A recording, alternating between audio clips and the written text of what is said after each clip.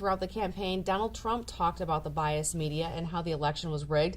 And that's true, but what he didn't mention was that some of the media was in his corner and they may have rigged the election in Trump's favor.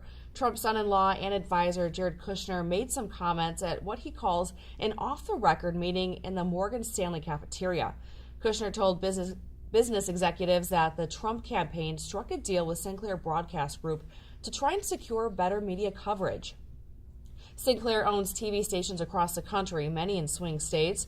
Kushner said the deal would give Sinclair more access to Trump and his surrogates.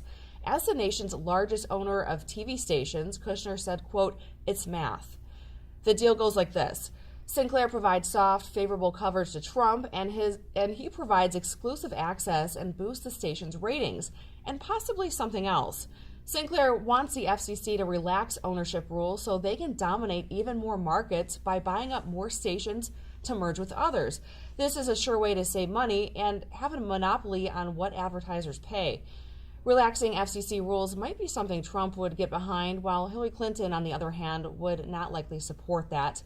Sinclair is currently facing hefty fines from the FCC for airing pay-for-play stories on their stations.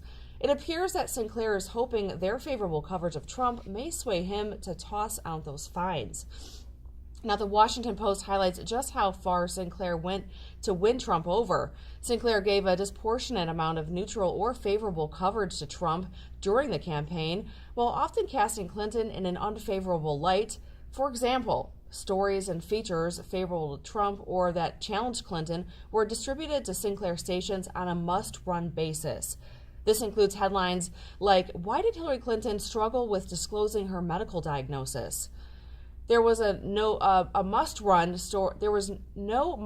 stories examining Trump's refusal to release his medical or tax records, and there was another must-run story about conservative activist James O'Keefe's undercover video featuring Democratic-affiliated contractors discussing how they disrupted Republican events and mused about a voter fraud scheme.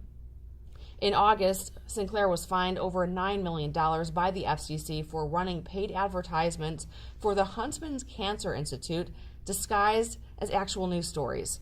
Channel 12 got caught running at least 20 of these stories featuring an obscure cancer research center some 2,500 miles away. And of course, there are questions about why would that cancer research be important to local news? It doesn't really jive. But, both of the stories that you mentioned there that came down from the top of Sinclair, the Project Veritas video, the other story, we reported those stories. We found those stories were important. And that in itself, reporting those stories is not a problem. But what you have here on both sides, as we've detailed, politicians trying to manipulate the stories that are distributed about them. Politicians choosing their platforms. Sinclair said they gave equal opportunity and time to Hillary Clinton to come on with them as well, but she didn't go there. Well, that's not necessarily a disqualifier either, because as we know, President Barack Obama didn't go on Fox News for years. He's never been on with some of their main anchors. He just recently went on with their Sunday anchor just recently. So politicians have a long history in this country of controlling and protecting their image and going to a friendly environment. For Hillary Clinton, Sinclair would not have been a friendly environment, but it was for Donald Trump. So what you have here is the knowledge that politicians are going to different media conglomerates, CNN, New York Times, Washington Post, and they're striking a deal. They're trying to work the refs, if you will, to get better coverage that helps their image.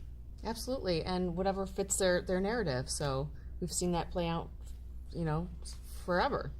Yeah, it's interesting to see. So the question that we have is not on whether or not people cover stories that are critical to one side or the other, but are they making a deal and not disclosing that to their audience? That's the key question there. So we know that President-elect Trump will reach out to different media stations and try to get more fair coverage. The question is whether or not those stations will give it to him in return.